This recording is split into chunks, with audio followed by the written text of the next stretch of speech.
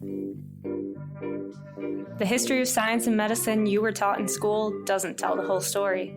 Our legacy is full of unsung heroes who made incredible contributions that just haven't been recognized. And there are too many suppressed stories of exploitation under the guise of scientific research. As biomedical scientists and seekers of justice, we want to uncover the hidden side of science and make these stories known. People of all races, genders, nationalities, sexualities, and abilities have always been essential to pushing the field forward. It's time for us all to reclaim the bench.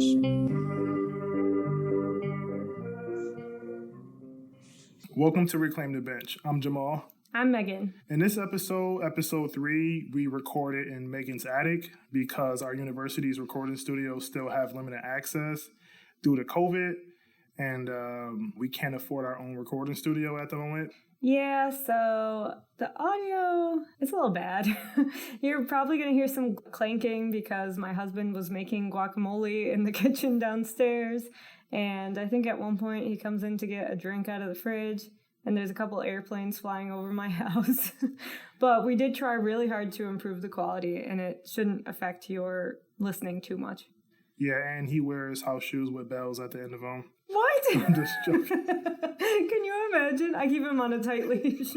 But anyway, we have an amazing engineer, Jay, and he did his best to improve the quality, and he's begging us to get a better quality recording environment. So we really could use your guys' support, or you can donate on our website at reclaimthebench.com. But also, if you have equipment that might be useful to us, you can just contact us on our website or social media at Reclaim the Bench. Another thing is we have a lot of really exciting stuff coming up the pipeline that we're going to be rolling out soon on our Patreon, which is a subscription website where you're going to get extended content, and we have a ton of interviews coming up. We just completed one 20 minutes ago that was amazing by a couple of scientists who are on the front line of COVID-19 testing efforts. So there's going to be a lot of cool stuff for you to check out there. So that's another option to support us. So check our social media for more on that coming soon. So with that, let's get into it. Hey everyone, we've had some technical difficulties. We thought that Jamal didn't exist earlier because I was trying to play back our test audio and it literally wasn't picking up his voice at all, so it was really freaky. We weren't sure which of us was the crazy one, but it turns out that I just had my laptop microphone on instead of the good microphone. But now I'm here in the flesh. Oh, yeah. With his coffee. Yeah, I'll try not to drink that too much with all that ice. Oh, it's not even Starbucks. I'm so surprised. It'll do for now. So. It's not your extra nitro Starbucks, but... Yeah, you gotta ask for the extra nitro, even if they have to remake the whole system. It's the bougiest thing about you. Starbucks gives you that good quality service, you know what I mean? Like they make you feel like you're a king when you go there. Yeah. And Tim Hortons is like... They chuck the coffee at you from across the room. Take it, peasant. Yeah, exactly. They don't even say, can I help you? They just look at you like... Mm-hmm. Yeah. I'll take a medium coffee almond. We don't have no almond milk. This ain't no Starbucks. It's Tim Hortons. I really had a guy at Tim Hortons tell me, he's like, yeah, we're trifling. I know. Really? He told me, yeah. We go there, we're in the car, in the drive-thru, we're like, can we get this? Can we get this? Well, we don't have it. We don't have it. We don't have this. Okay, all we got is soup and drinks. Okay, we'll take broccoli cheddar soup. Get to the window. We don't have the broccoli cheddar soup. So we just had 2 drinks. He's like, I'm sorry. I know we trifling. I'm just going to give you all the drinks for free. That's the quality. He knows. Yeah, he knows. He knows. So how's your weekend been going? It's fine. Just... working on some revisions for a paper and working on my own manuscript. That's about it. What about you? We went to get some apple cider yesterday from a cider farm. I don't know. Yeah? Whatever you call it. They have cider farms? Cider, yeah. Yeah? So, never been to a farm. It's so good. And the cider just tastes so much more fresh because they don't put any preservatives or anything. It's just straight apple. Okay. Mm-hmm. I would like to buy that somewhere. You didn't have to, press it yourself, did you? No. You just went there and picked it up? Yeah. I can do that. After waiting in line for an hour, though. Okay, I can't do that. And I don't want to get my shoes dirty. No, it wasn't like that. It's just a store, at the front of their farm. Oh, okay. All right, so So last episode, we talked a lot about Rebecca Lee Crumpler being the first Black woman to earn an MD in the United States. And a lot of those components that were sort of developed around that time, like you talked about, like the Freedmen's Act, we talked about the establishment of Howard University, and many of those factors actually directly leads into the story about what we'll be talking about today. Yeah. And this guy who I never knew exactly who he was when I was a kid, but we had a school named after him. And this guy is Dr. Charles Drew. It turns out he actually has a lot of schools named after him across the country. Yeah, mainly public schools, but there's also a medical university named after him. So, yeah, he was a very important guy. And what he did directly relates to treatments today around diseases such as COVID. Really? Yeah, so if anybody's ever heard of someone gaining antibodies against a particular pathogen, right now they're doing like IgG or IgM testing, and basically people who have this antibody or this lifetime antibody can actually use their serum to sort of transfuse to other individuals and hopefully give them that protection. And that was actually for the most part, invented by Charles Drew. No way. For completely different reasons, though. Mainly to treat shock, which we'll kind of get into. Okay. I just heard these two women in line to get apple cider yesterday talking about antibodies and using serum for protection. So definitely very timely. Yeah, exactly. You know, it's difficult to say that this is the best or most reliable or viable solution now because everything is ad hoc. We're still analyzing stuff in the process of this pandemic, but traditionally using other people's antibodies is a viable source of treatment to establish protection. Yeah. Get us into it. What are we really talking about? Who is this guy? So again, Dr. Charles Drew, who was actually a physician scientist, like yourself. Oh, yeah. One of the good ones. He was one of the good physician scientists. Yeah. Not that all physician scientists are good. Yeah, no, that was what I was trying to say. Okay, but Megan's all right. Yeah, I'm okay. So his medical training was actually in surgery, and his scientific training was in blood and fluid chemistry. And his big claim to fame, as I was discussing earlier, was mainly around blood and blood plasma. And he discovered a method for long-term storage of blood plasma and organized America's first large-scale blood bank. Wow. But as we'll see when we get into it, although his work was very important, is very important now and was very important of his time, he always seemed to be reduced to being a Black man in America. And so sadly, the way he had to navigate throughout his life wasn't purely on his scientific trajectory, but just being able to find somewhere to practice his science. Yeah. But he was a very successful physician until he died. So he worked against the system, or rather regardless of the system, and was still able to be successful. Yeah, again, the theme for Rebecca Lee Crumpler was that she was resilient, right? Yes. This guy was also resilient. Yeah. He did not allow the system to prevent him from doing what he really wanted to do. So a little bit of background about this guy. Dr. Charles Drew was born in 1904 in Washington, D.C. This is a very important place because, as we'll see throughout this episode, he came back here throughout his career to work at Howard University, which was established during the Freedmen's Act that we talked about in the last episode. In the last episode, we mentioned historically Black colleges and universities, or HBCUs, and how those came about, like Jamal said, during the Freedmen's Bureau establishment in Reconstruction.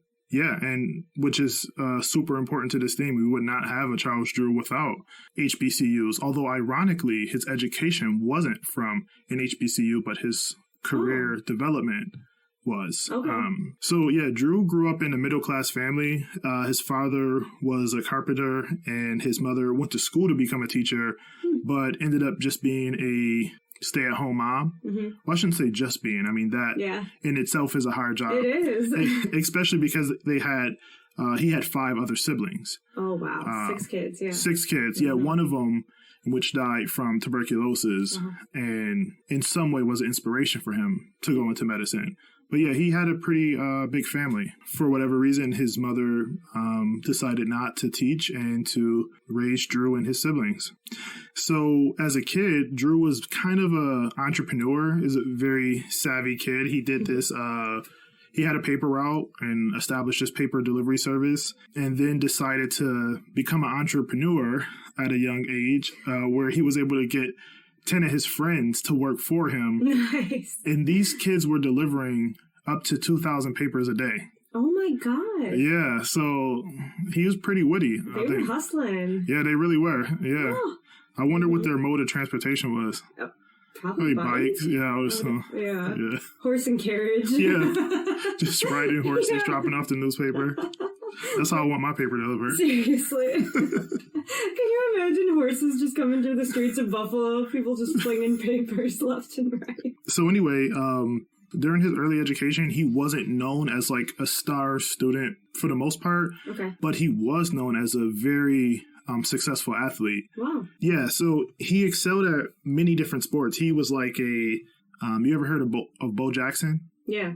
Yeah, he was like an original Bo Jackson. So Bo Jackson was this natural like phenom of an athlete who in college and in professional sports played football and baseball, and he never really trained. Wow. Yeah, he didn't really go to practice or anything like that. Well, he didn't have like these extreme like workout regimens, and he didn't lift weights, if I'm not mistaken, but he was just like a freak athlete. And so a freak athlete. It's a term in sports. Okay, I'm not as big into sports as you are. Yeah, but he actually, him being a freak athlete was his ultimate demise, and how he got injured. But yeah, he would just like go from sport to sport, like just hop on a plane and just like go kill it. And like be like the best at both sports. And he did that in professional world too. Like he did it in college, but then he played in the NFL and MLB. So like, yeah, he wouldn't even be at like training camp in the off season because he'd be playing a different professional sport, completely different. Yeah. And Charles Drew was kind of an earlier version of that. Although he didn't play professional sports, in high school, he played a lot of sports. I think it's reported he played at least 4 different sports and was considered the best at all of those sports. Yeah, this was at Paul Laurence Dunbar High School. So after high school, he leveraged his athleticism to earn a scholarship in track and football at Amherst College in Massachusetts. This was in 1922. While there at Amherst College, he, of course, continued to excel at sports. He won a number of athletic awards, including MVP in football. Yet, even though he was considered, the best amongst these sports, he was never given a position of captain. Captain is, you've played sports before, right? So captain is like, that's the team leader. Yep. So he was a great athlete, but they didn't want him leading his majority white counterparts at the time. This actually reminds me of Jamal and I were just talking about football the other day in the NFL and how it still has very racial undertones or overtones, I guess. Yeah. It's not that well hidden. Yeah. That like 70% of the players are black. But yeah, most of the quarterbacks are white. Most of the coaches, the owners. And then the owners are majority white. It's not much diversity at all. No. As you go higher and higher, from GMs, from coaches to GMs to presidents to owners, but there's majority of players are African American, right? So I'm curious about the captains. I'm trying to look it up right now, but it doesn't look like there's any stats about captains by race. But the leader is usually the quarterback, right? In football. And so, yeah, this is just another example of the sort of exploitative behavior in sports. Which still continues today, despite the fact that it's literally 100 years later. Yeah, the 1920s to the 2020s. So anyway, even though Drew became a physician scientist, he was mainly concerned with athletics in school, his early education and his undergrad education. But upon graduating in 1926, he had inspiration from a biology professor and decided to attend medical school. So, that's awesome. Yeah, this is very similar to my experience, actually. Yeah. So the only Black professor that's a scientist, maybe even only Black professor, period, definitely that's a scientist that I've met in the 3 institutions that I've been in, Yeah. from college to master's to a PhD, was in my undergrad. Mm-hmm. And I met him my very last semester.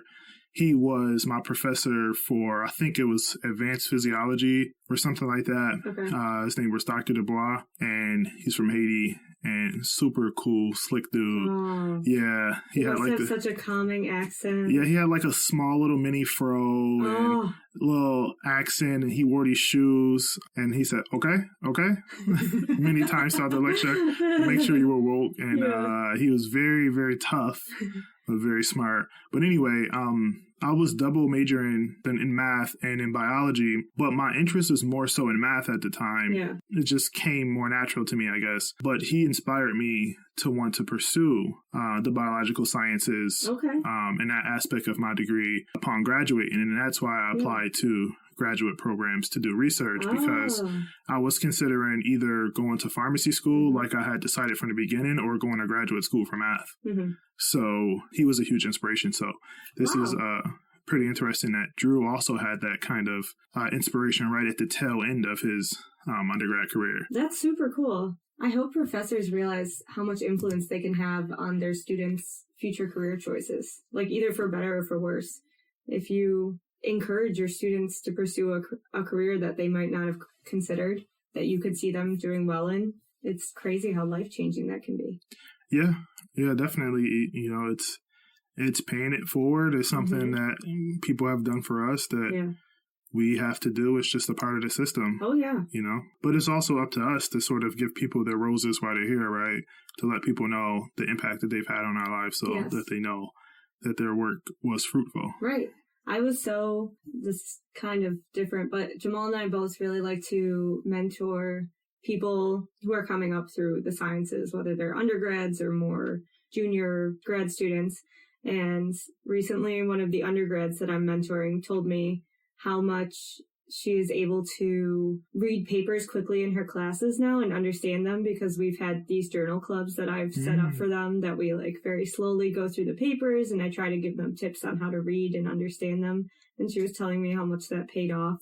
And I was just so happy to hear that. Like, even as grad students, we can have this impact on people. So for my fellow grad students out there, remember that.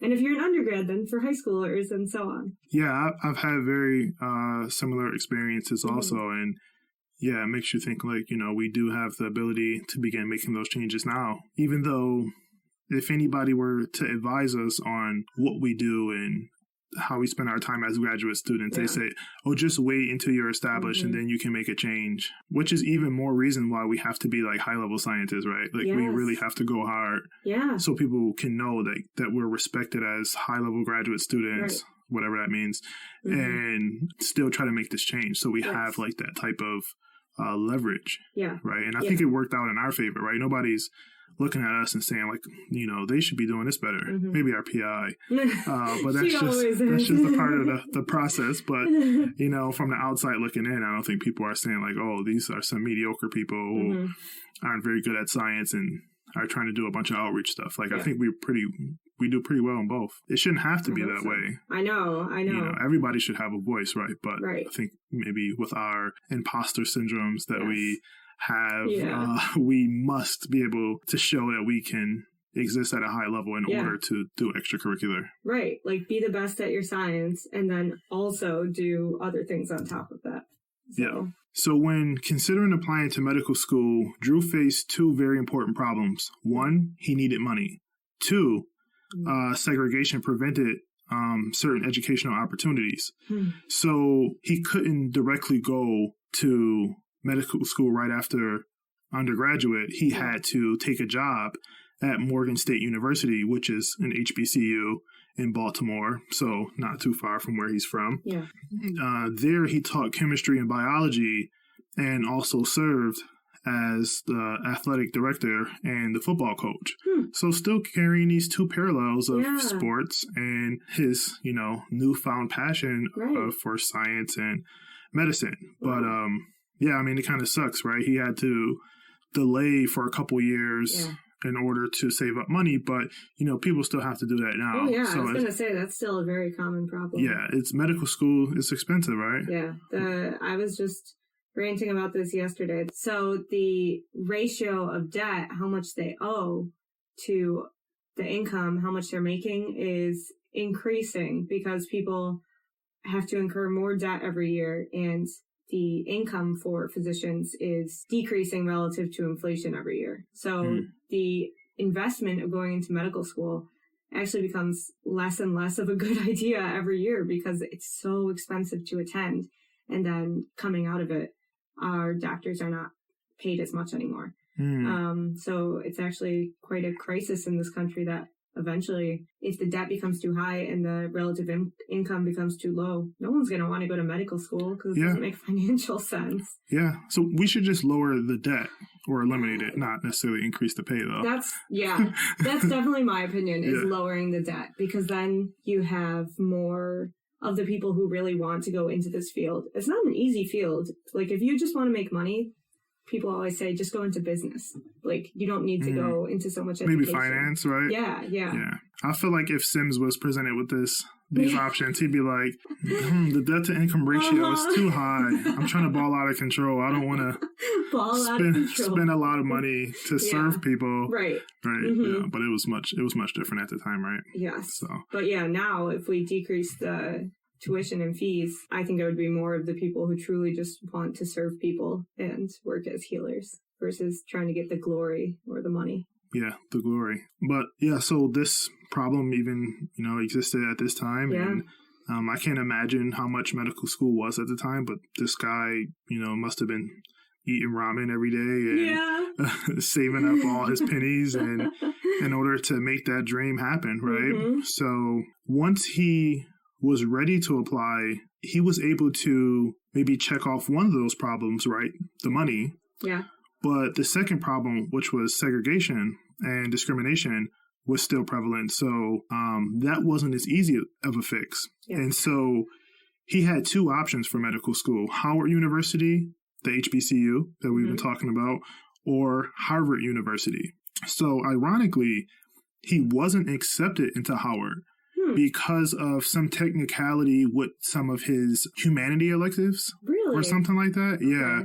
So he wasn't accepted to Howard, but he was accepted to Harvard. Wow. However, they gave him a deferment.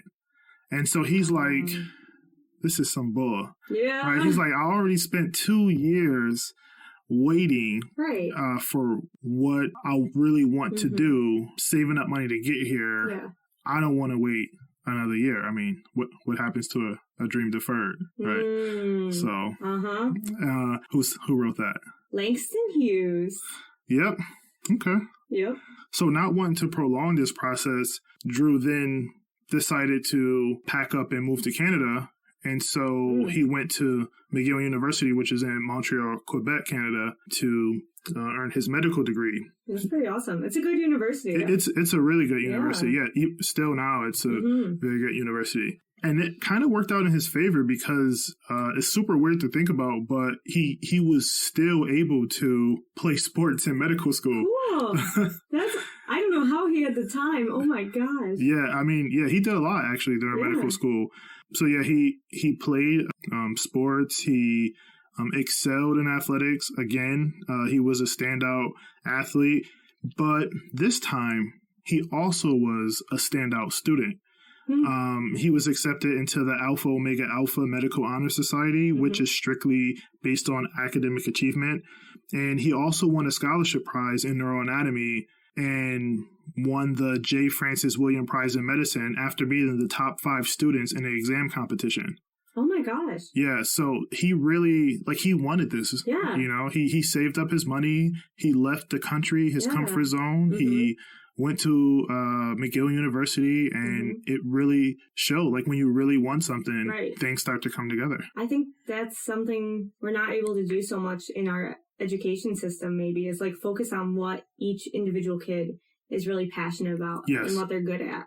And that's why you get so many of these kids and even college students who are just like, oh, not too interested, and they don't focus on the academics. In his situation, he must have been thinking things that I've also thought about. My path is that maybe my setbacks are setups for success. Maybe the things that held him back made him more hungry and helped him realize exactly what he wanted to do. And as we'll see in the rest of the story, I mean, he was doing so many different things. I mean, I spent a lot of time looking at the chronology of this research because I'm like, no, he couldn't have done this at the same time that he did this. It doesn't even make sense, right?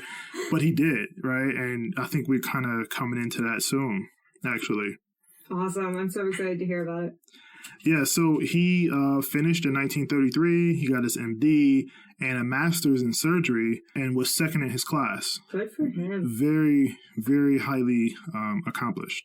So after graduating, he completed his residency in pathology and internal medicine at the Royal Victoria and Montreal General Hospitals, respectively. And at this time that he was doing this residency, his spark for transfusion medicine was born, and he worked under a visiting scholar in bacteriology named John Beadle. I think he was from the UK, and just so happened to be in Canada at the same time that Drew was there. Okay. And so they worked together on treating shock with fluid replacement. I don't know if you have any insight into that. Yeah, there's different kinds of shock. So it's not just someone being shocked, like surprised or amazed. So shock is basically not enough blood getting to your entire body. So it can come from hemorrhage, like an extreme loss of blood, fluid loss like dehydration, some sort of disorder of the heart leading to heart failure. You've probably heard of anaphylactic shock when someone has a really severe allergic reaction. Yep.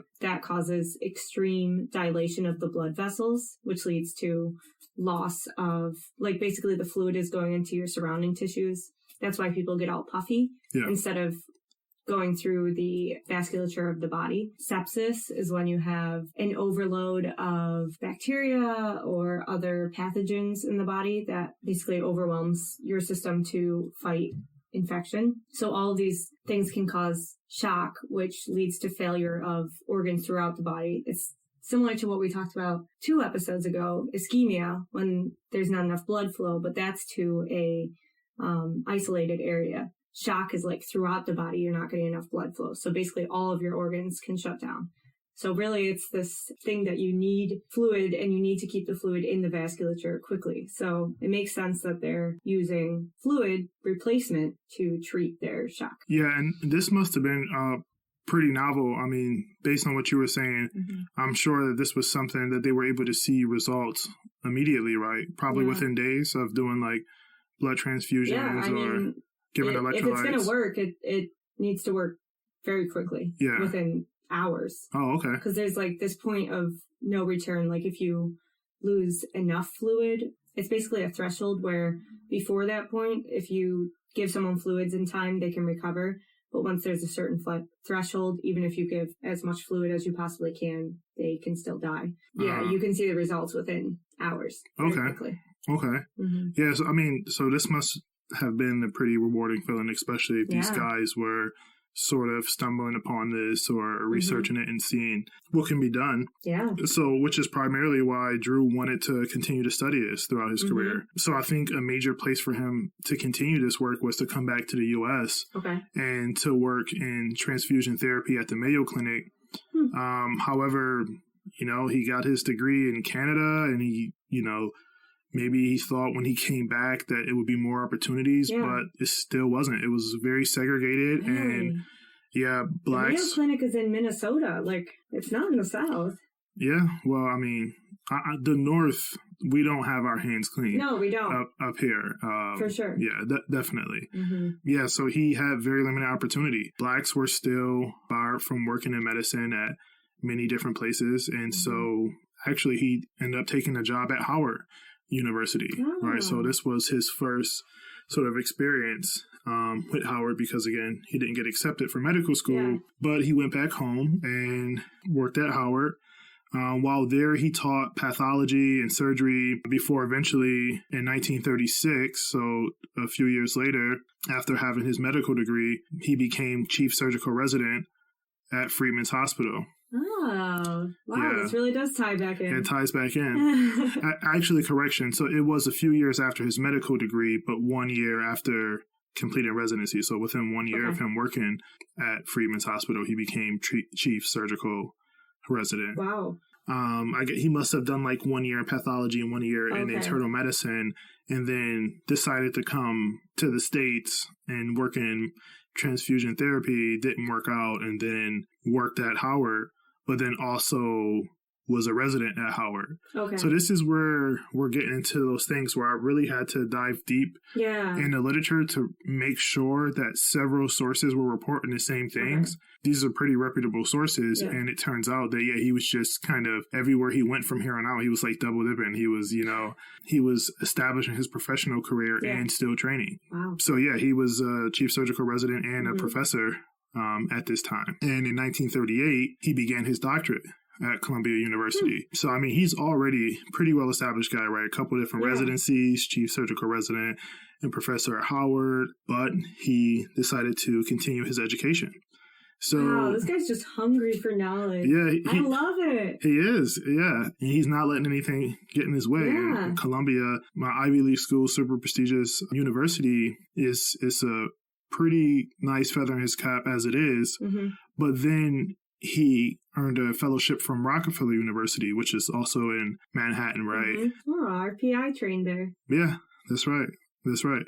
So during this time, he worked under this surgeon named Alan Whipple. Oh, I think I've heard of him. Really? Yeah, there's like the Whipple procedure. It's this it's known to be one of the most difficult surgical procedures. Really? I think it's like removing part of the pancreas. Yeah, let's look that up live. Yeah.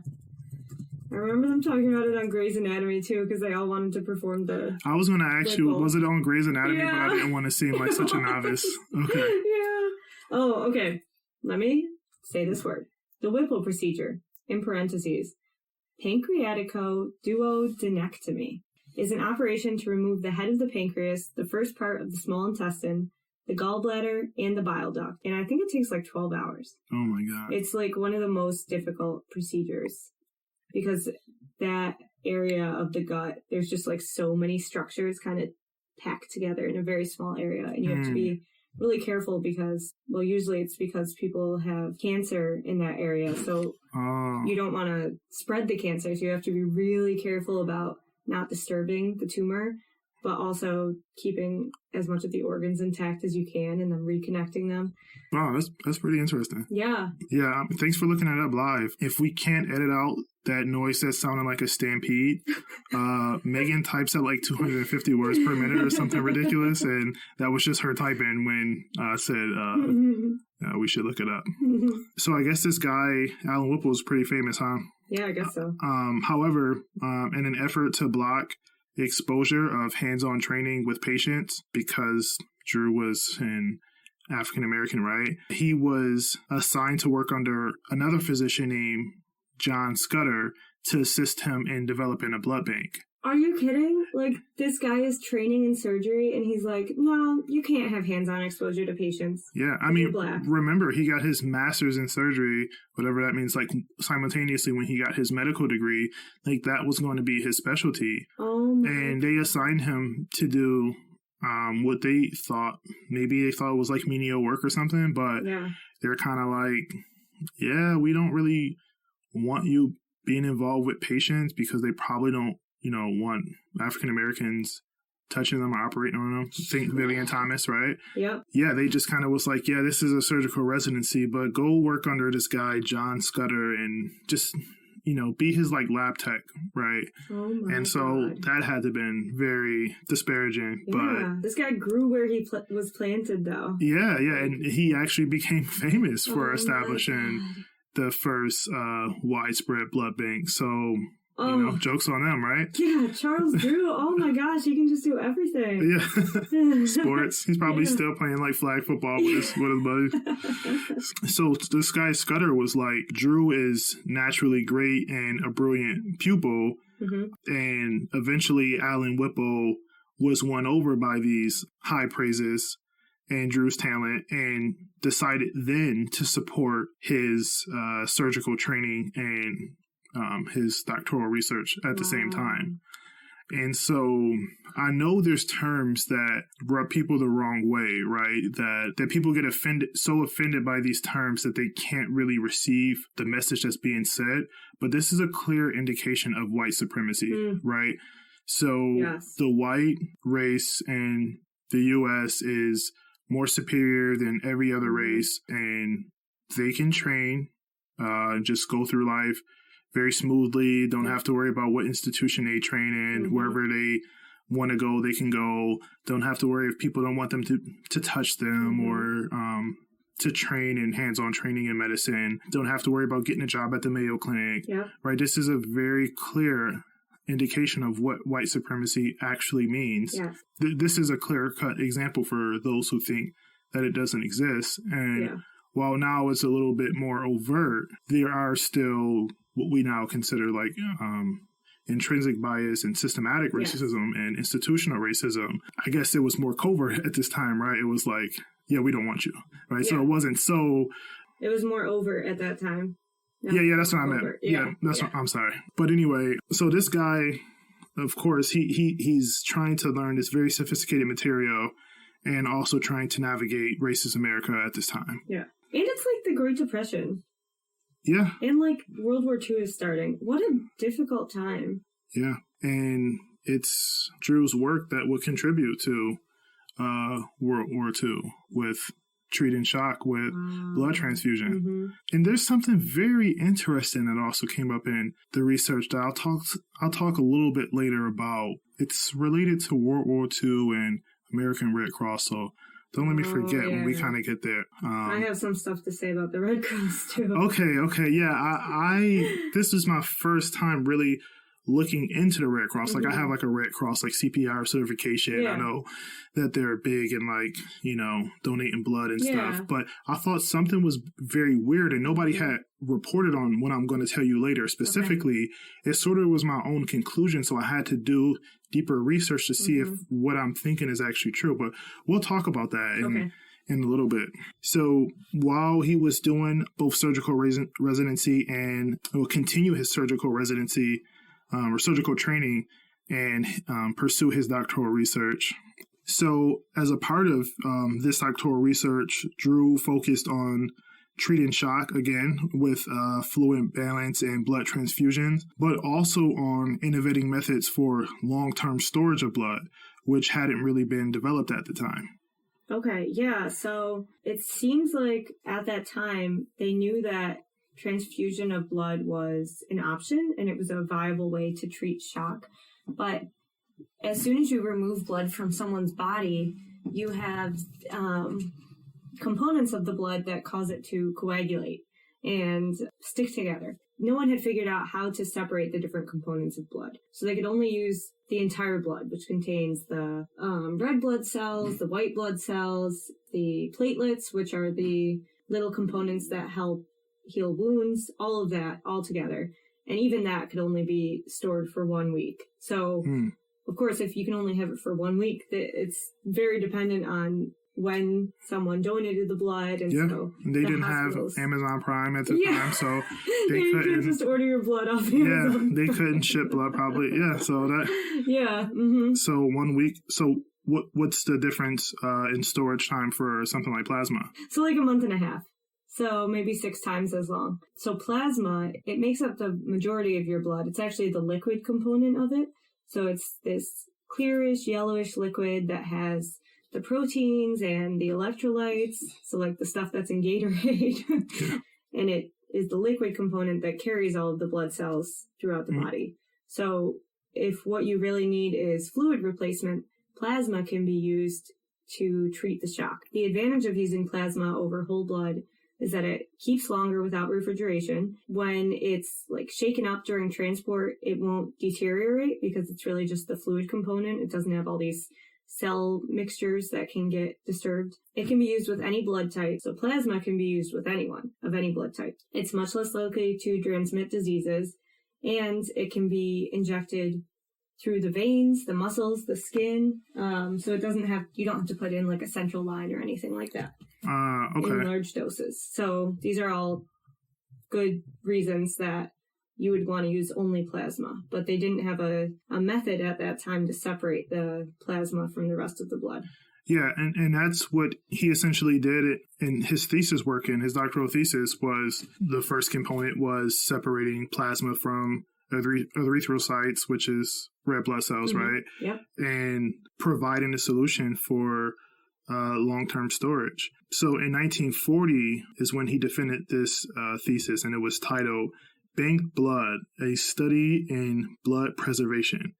And he became the first African-American to earn a medical doctorate from Columbia University. Oh, wow. We have another first medical doctorate. Awesome. Yeah. So this guy is official in 1940 as a physician scientist. Nice. But unlike the traditional physician scientist route, this guy has already established himself in his career. Yeah.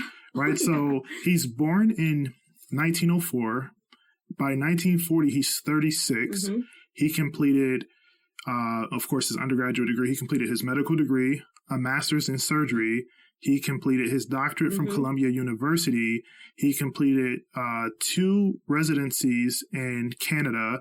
He was a chief resident in Howard, and he completed a surgical residency at New York Presbyterian Hospital. And so now this guy is 36 and already has an established scientific career and officially has his papers as a physician scientist. I'm so impressed. Yeah, this guy he could have been 34 if he hadn't spent the time at Morgan State teaching to save up money, but I'm sure without that, you don't get the full story, the full Drew, right? Yeah.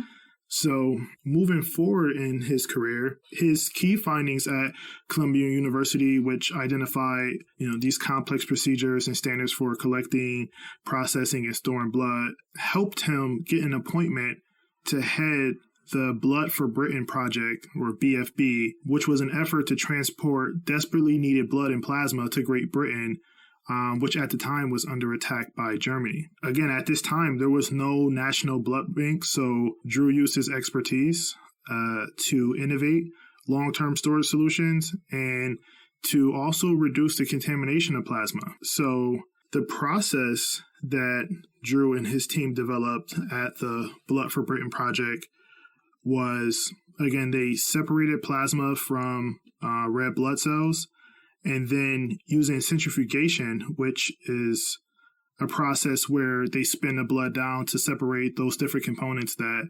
Megan talked about earlier, where they separate the particles from the liquid. So after separating the plasma from red blood cells using centrifugation, the plasma was then pulled from a collection of 8 bottles using an anti-contamination technique under strict air and ultraviolet lighting conditions. And then samples were cultured for bacteria, so to see if those samples were contaminated, which was another very important innovation. Yeah. Again, remember he worked under the visiting scholar, Dr. Beto, when he was in Canada, who was a bacteriologist. So maybe that training had something to do with this effort that he had at the Blood for Britain Project. He was very diligent in his effort into not only getting a long-term storage solution out, but also making sure that the soldiers that was receiving his blood wouldn't get any sort of bacterial infection or harm from contamination or anything like that. He was really thinking of everything at this point. He's like, you're going to make me make a blood bank? I'm going to make it the best blood bank you've ever seen. Yeah. The best plasma I can possibly ship out. Yeah, I mean, he really served his country from the biomedical science perspective. And, it may seem like he had like this sort of long journey, but it all really intertwined into a very important effort, which they think might have helped more than 15,000 people and within 5 months. And it said that they shipped 5,500 liters of plasma during this time.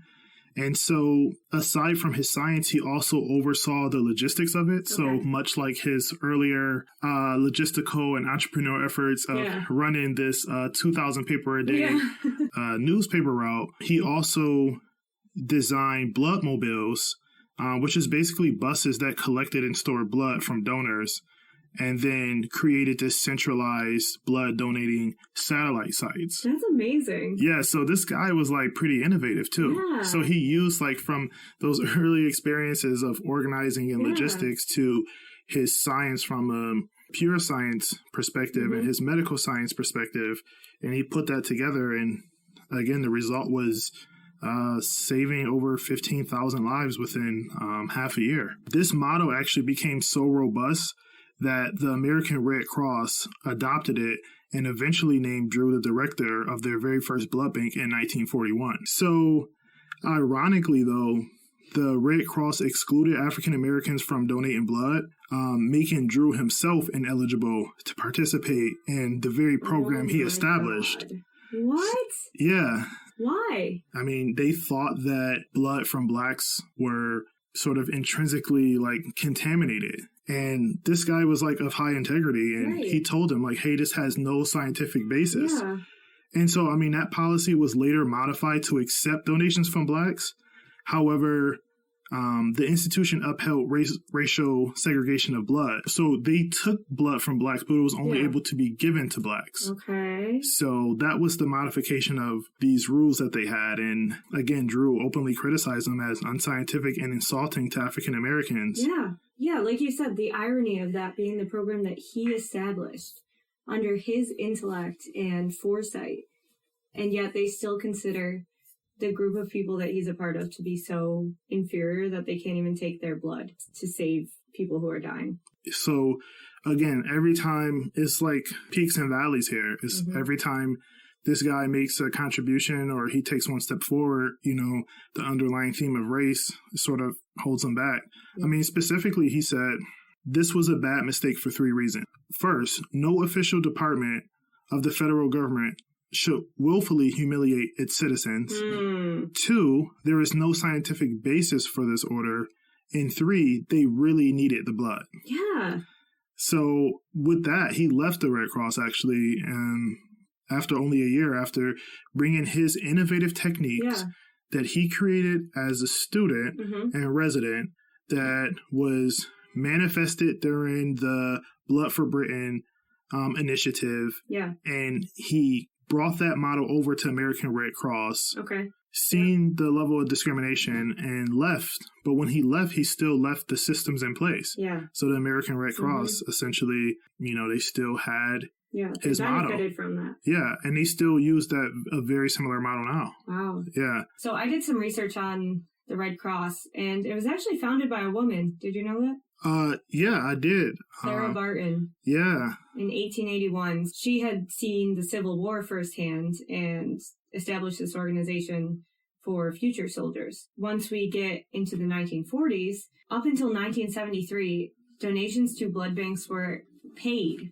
They weren't on a volunteer basis. Now that's illegal because it can be considered a form of coercion. But at that time it was paid. But for at least a year, as you said, from when the blood bank began in 1941 until 1942, donations from African Americans were not accepted at all. And the segregation that you talked about continued as late as the 1970s in some states, that a black person could only receive blood from a black person and a white person from a white person. I don't know about like Latino or Asian people. I don't know what category they fell under, but the Red Cross justified this segregation as democratic because they assumed the will of the majority called for segregated blood. So they were like, oh, it's a democracy because we think this is what the will of the majority thinks. What? Yeah. That's literally the opposite of democracy. You deciding what the will of the majority is. Yeah. But I guess changing blood policy was a really major focus of civil rights organizations at this time, including the NAACP and the Congress of Racial Equality. Like, blood policy was this thing that people were very angry and upset about. First of all, that African Americans couldn't donate, and then second, after that the blood was segregated. And Black activists compared this policy to the Aryan-only policy of Nazi Germany. They called this barbarian Hitlerism. So they were like, you're over there fighting the Nazis in Germany, and yet at home, you're doing the same thing, separating people based on their race, based on what they look like. Such hypocrisy. Yeah, extremely.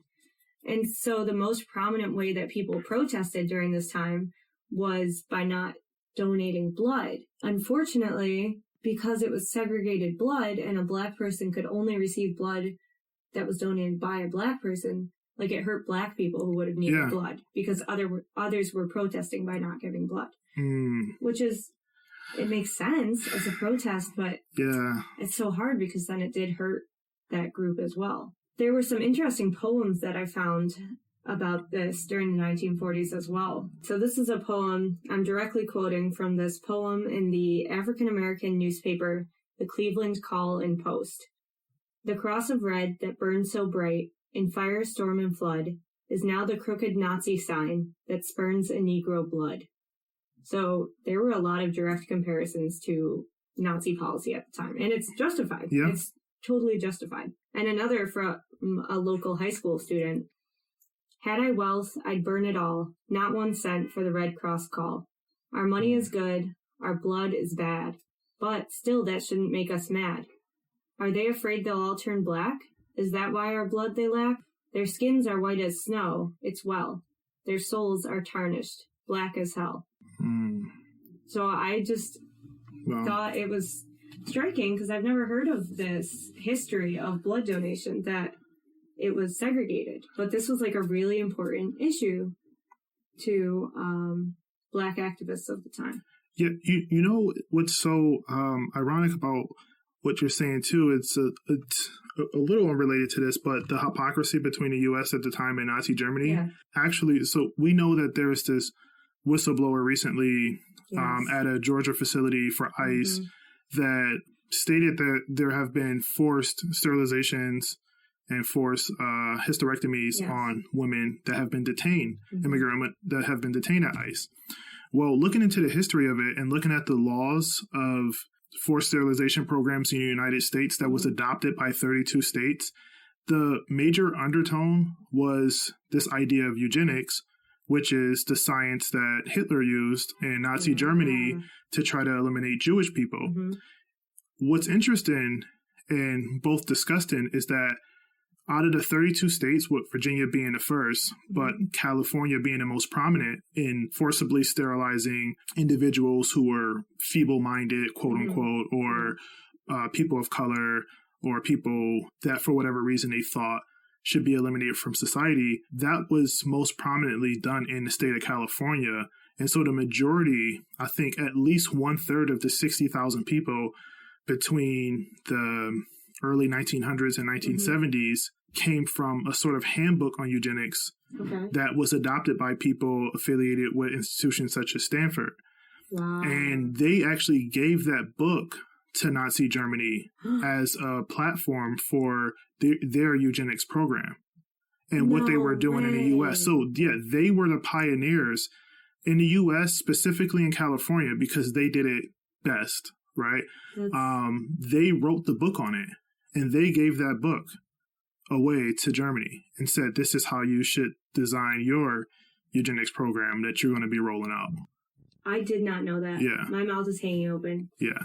So we're going to cover eugenics in the future, probably very soon, because eugenics and forced sterilization and how that largely targeted people of color and indigenous people, and how it still exists in society today. Like September 2020, we're still dealing with this. Yeah.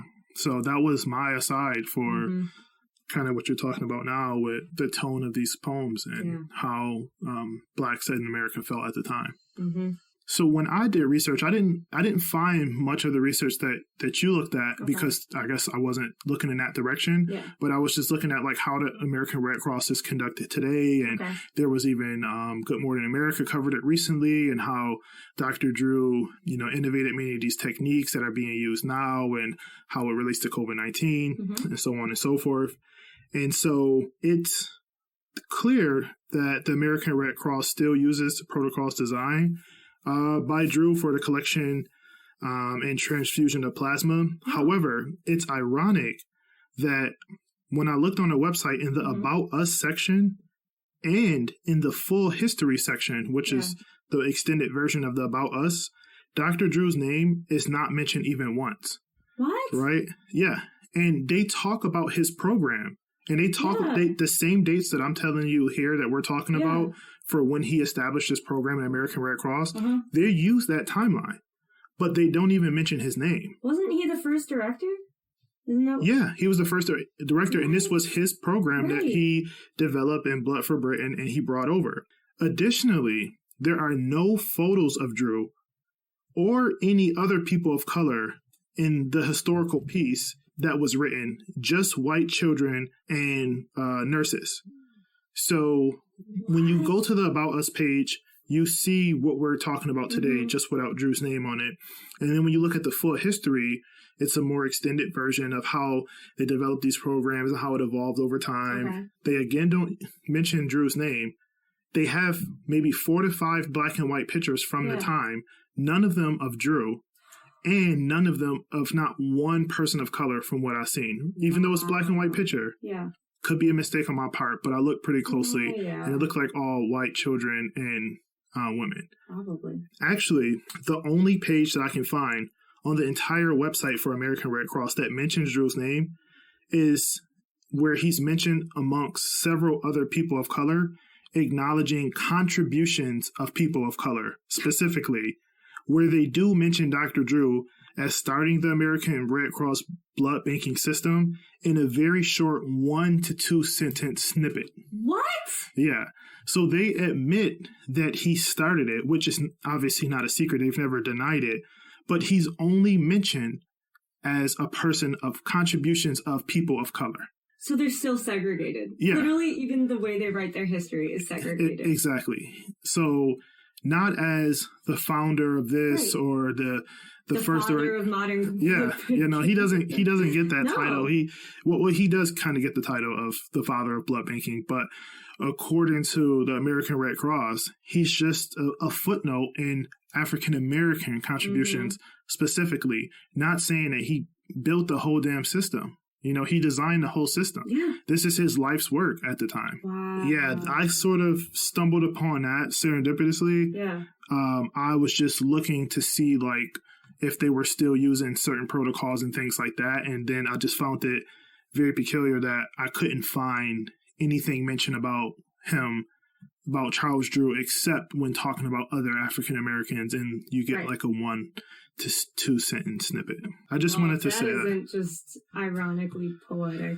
I don't know what is. Yeah, seriously. Even in his death and legacy, his contributions are still reduced and tarnished in a way, in some kind of sick, discriminatory way, just overlooking his contributions. So when he left Red Cross in 1942, he returned to Howard University because, again, what's the theme here? Great contributions, racial discrimination, go back to HBCU, specifically Howard, right? So at Howard, he was the chief surgeon at Freedman's Hospital, and he worked there in this capacity until 1950. And while there, his core mission was to make the surgery program as rigorous as anywhere else in the country. Right? Remember, he trained in Canada. He trained in Columbia, New York Presbyterian Hospital. So he wanted to make Howard like a premier surgical program and to prepare African-American physicians for competitive surgical positions. That's awesome. So in addition, he used his platform as a popular surgeon to dispel myths and break racial barriers that prevented blacks from practicing medicine that was coming up behind them, so that they didn't have sort of the same this zigzag approach to trying to accomplish something that one is passionate about. Yeah, I mean, that was his overall goal in that part of his career, was to make Howard very competitive and to dispel myths that were holding black physicians back. And so to kind of streamline their path maybe into medicine? Yeah, just show that, hey, these individuals are not inferior to their white counterparts, and they're just as good.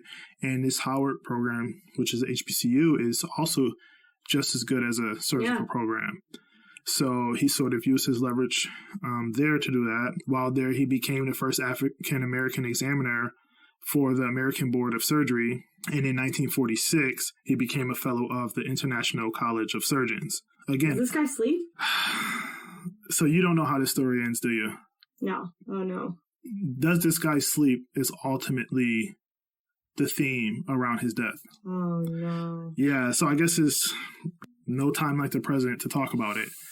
So to recap, this guy is a go-getter, to say the least, right?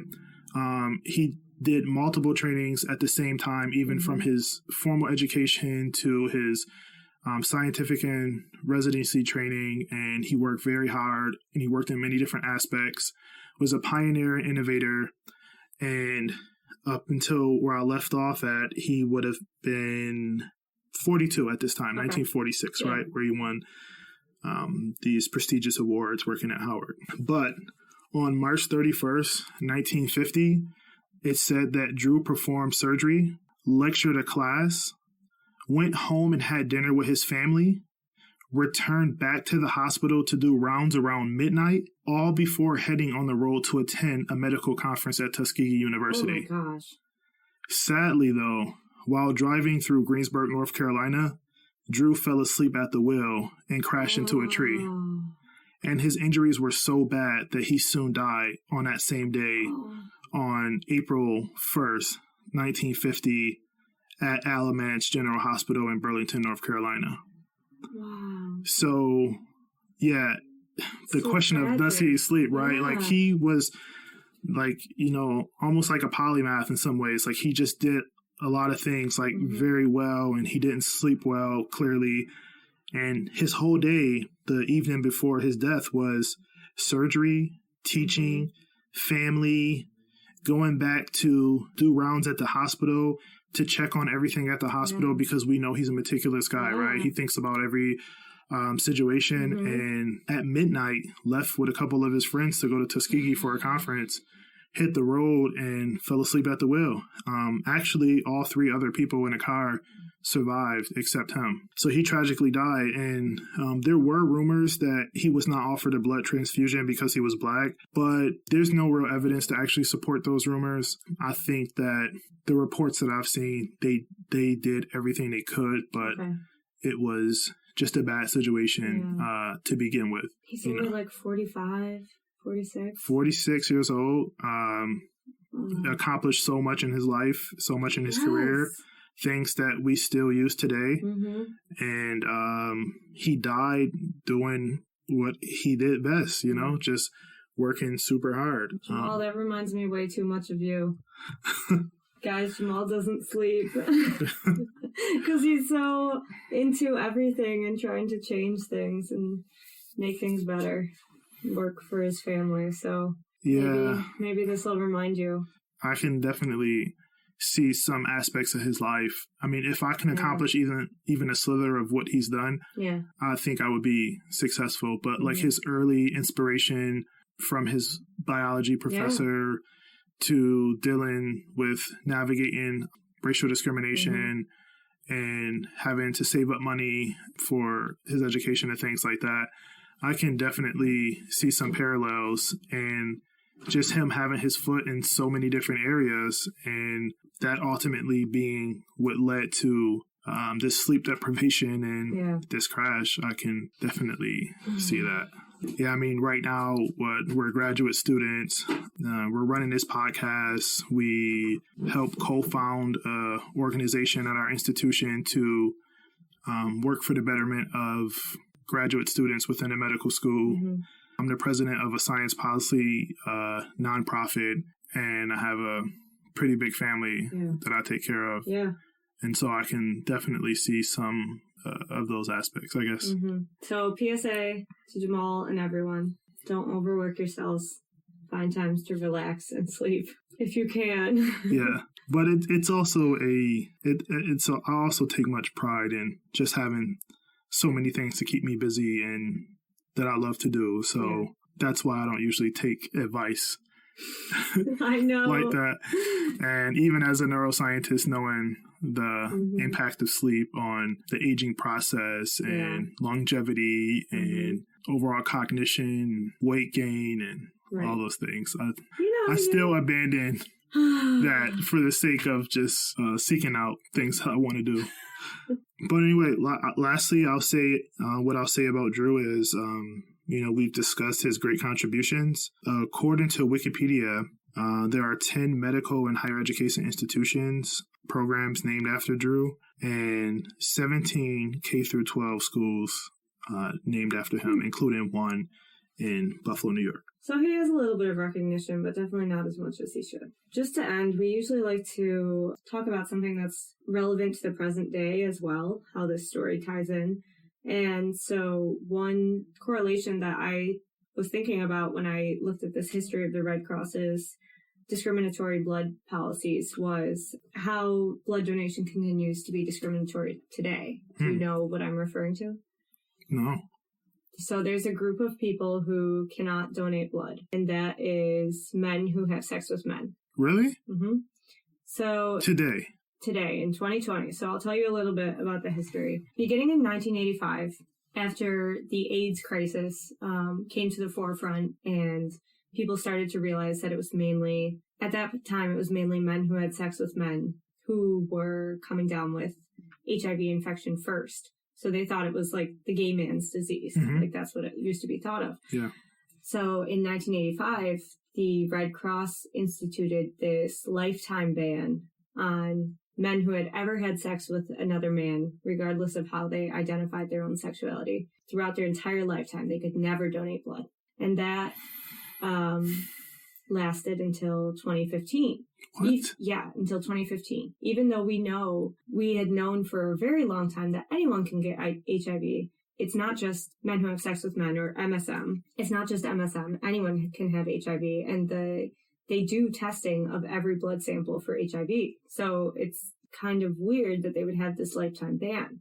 Then in 2015, looking at the most recent research, they decided, okay, we'll do a 12-month ban. So definitely very much cut down, but if a man had any sexual contact with another man in the past 12 months, he could not donate blood. So, I mean, an entire year. Like, one of the articles I read was this man who's been married to his husband for 20 years.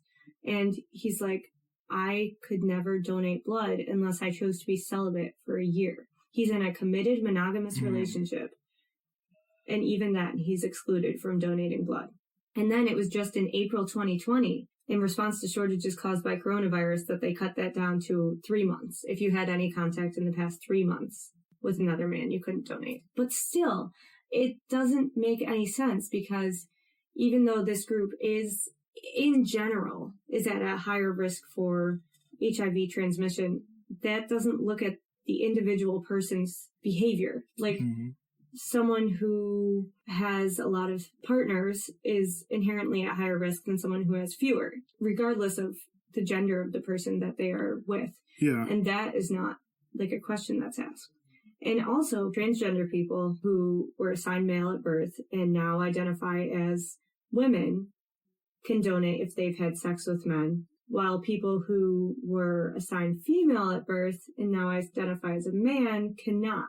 So it all just seems like very arbitrary. Yeah. And like... Yeah, like where is the data to prove this? Where's the science to prove this? Right. And the testing that they do for HIV presence in the blood samples is really effective, and there's like a really low risk of it being transmitted. So it's just kind of disheartening that even today we have these discriminatory policies. Yeah. Wow. That was a shock. I didn't know that was on the agenda to talk about. I didn't know you were sitting on this information. Wow. I know, it's these things that all these shocking. I just thought like the American Red Cross just a stand-up organization, and even after reading that thing about Drew, it made me kind of think twice a little bit. But I had no idea about the stuff you talked about today. Yeah. And I'm sure a lot of listeners had no idea about what you talked about today. Well, before we go, do you want to tell the listeners what we're going to be talking about next week? Yeah. Or next episode? Yeah, I would love to. So we will be talking about someone who I have really admired and respected ever since I read about her, I think in a book about neuroscience, like a popular book about neuroscience. Her name is Rita Levi Montalcini. She was an Italian Jewish woman during World War II and ended up making some amazing discoveries that led to her winning a Nobel Prize later in her life. And she was just an incredible person throughout her 103 years. So wow. I'm going to tell you all about her next time. Yeah, I know you really respect her, and I can't wait to hear it. Yeah. And also, be sure to subscribe to Reclaim the Bench at Spotify, Apple, Google Play, and all other places that you listen to podcasts. We are now everywhere. You can also listen directly through our website, which is connected to our hosting site, Red Circle. While you're at our website, reclaimthebench.com, you can leave a suggestion about episodes you'd like to hear about, or just general comments about how you felt about episodes that we've covered so far, including this one. If you still want to support our podcast, you can donate directly through our website. And if you want a bigger bang for your buck, you can become a patron at Patreon. That's a tongue twister. Yeah. We're rolling out a multi-tier platform that's going to include things like extended content and interviews and a chance to talk with us, and hopefully some professional development series where we'll give you our expertise on applying to graduate and professional programs, including PhD and medical school, right? Please support our podcast. Also, for free, you can rate and review our podcast, which is also super helpful if you want to support us but don't have the money to donate. And finally, I would like to thank the other members of our team behind the scenes, Jay and Amvati, who you can find out more about on our website, reclaimthebench.com. We couldn't have done this without them, and they're awesome team members as well. On that note, hope you're all having a lovely fall. I'm really enjoying that the weather has finally cooled down and it's not 90 degrees every day anymore. I love the fall. Yeah. Yeah. I got a pumpkin outside. We can have some apple cider. So, thanks for reclaiming the bench with us.